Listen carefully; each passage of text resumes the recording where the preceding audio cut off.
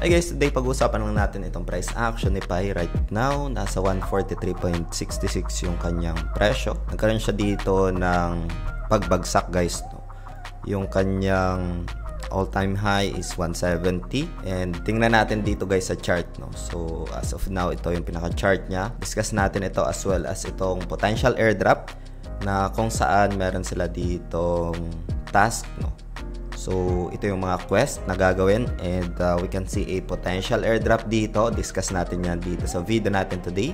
Pero bago tayo dito magsimula, kung hindi nyo pa na-like itong video na ito, please like this video first. Subscribe yung YouTube channel natin, turn on the bell icon para ma-notify kayo dito sa mga updates natin na ginagawa sa ating YouTube channel guys. So, for now, punta muna tayo dito sa price action. Ditong si Pi, no? So, as we can see, after hitting yung 170, price retrace going to 143.66 as of the moment guys, no? So we can observe as well ng pagtaas ng presyo dito for the past couple of minutes, no? BTC is like retracing right now, pero itong si Pi inverse correlated sila na as I've observed dito. Ma-obserbahan natin yung Bitcoin na pabagsak yung presyo, pero ito consolidate or umaakyat na itong si Pi. So, yun. Siguro, I'll give my insights lang dito. Right now, kahit papano, nare-respect niya yung pinaka-support zone niya dito, guys. Now, again, itong video natin today is just for ideas lang, for reference, and does not qualify as an investment or financial advice. So, we get some insights, updates, and I'm just sharing my experience dito. And then again, this is not financial advice, guys. So, ito yung pinaka-support zone niya, 2.23 area for the Pi price action. Ito. Ayan, kahit pa paano nare-respect pa niya yung area na yun, no? So, if we observe dito, after na tumaas niya, na-reject around 2.98, no?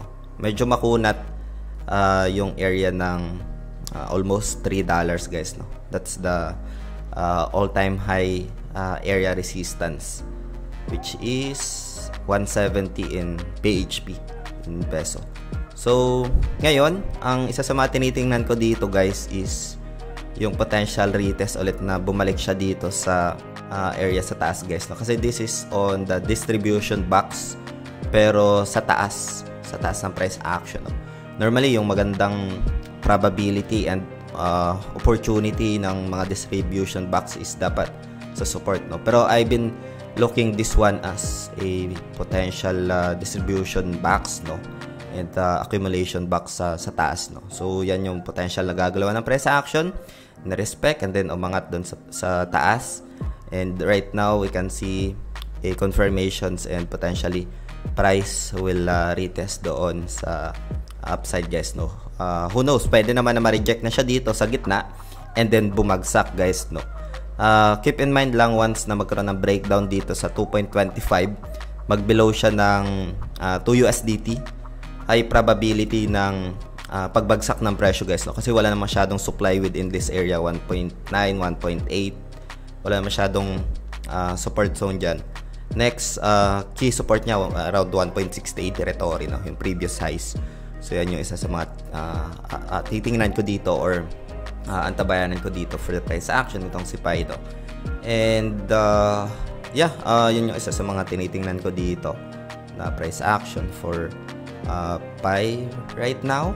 Punta muna tayo dito guys sa potential airdrop. This is like a quest, no? So meron ditong mga quest ka na gagawin, like for example ito. So pwede ko nang i-collect ito. Ayun, na-collect ko na. Ayan, collect ko na tong mga to. Ayan. So pwede nyo gamitin guys yung official link natin dito. Lalagay ko na lang sa description ng video na ito para mapuntahan nyo at para na rin makaiwas sa mga phishing links online dito guys, no? Meron na rin additional boost once na nagamit nyo yung pinaka official link natin. And pwede nyo rin dito na ilagay dito sa may chest, no?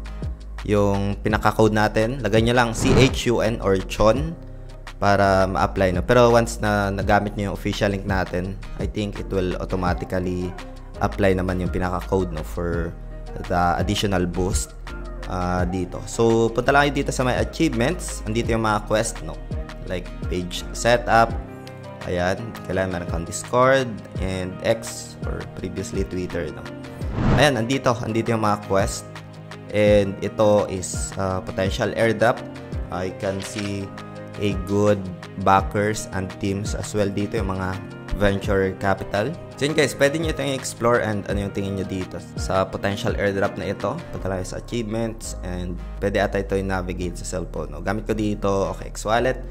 And yun, hope you get some updates dito guys, ideas for the price action itong si Pi, no? So yun lang for today. Maraming salamat ulit sa panunood.